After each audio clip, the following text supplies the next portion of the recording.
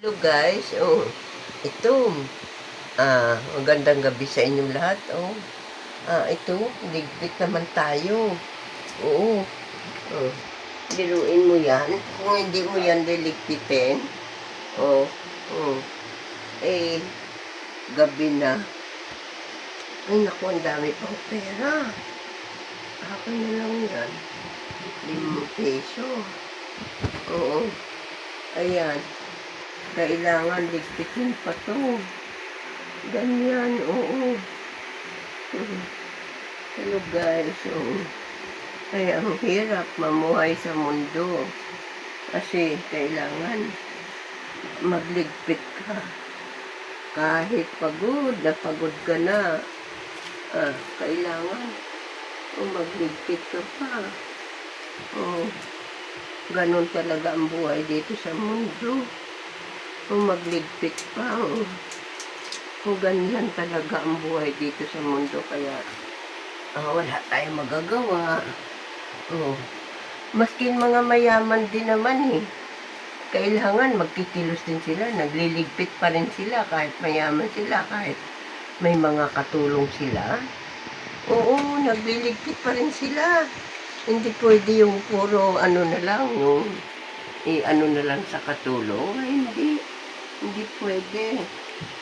Kagaya niyan. Kailangan mailagay na yung mga damit sa kanya-kanyang mga lugar. Ito yan. Ganun. Ito naman, dito naman to. Ganyan. Yan ang ano wala. Ito talaga yung papel natin sa mundo maskin pa yung nagsisimula pa lang mamuhay ang tao sa mundo, katulad ni Cain at saka ni Abel. Nakita mong nagtatanim sila ng mga lahat-lahat para sa pagkain.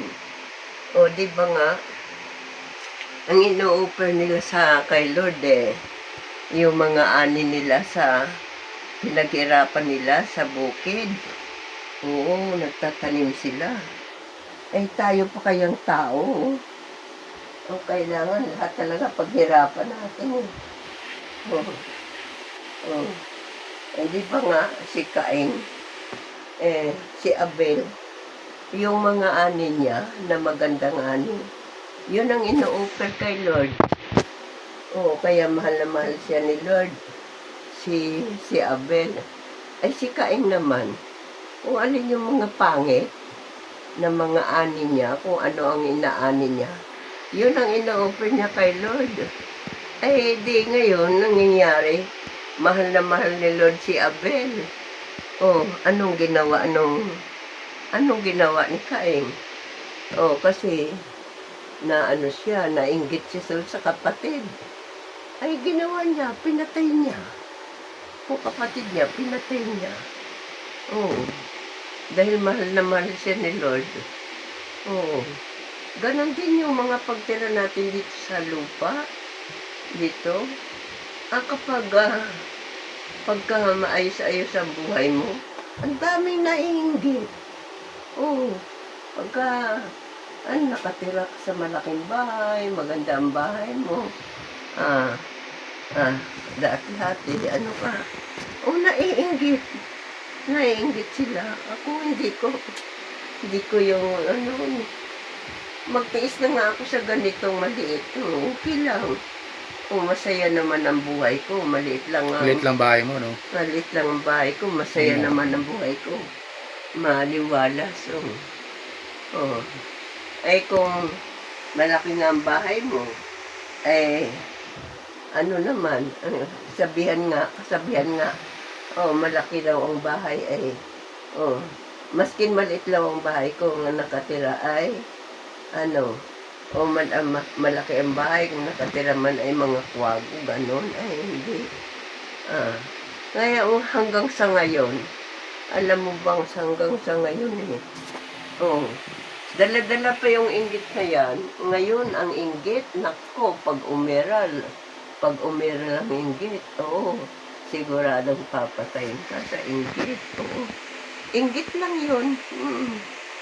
Kaya, kaya tayo dapat, ano, ah, ayusin din natin ang ating pamumuhay. Huwag tayong mainggit sa kung ano mayroon yung iba. Ay, hindi ako marunong mahinggit eh. Kahit na, ano sa akin yan, okay lang ako.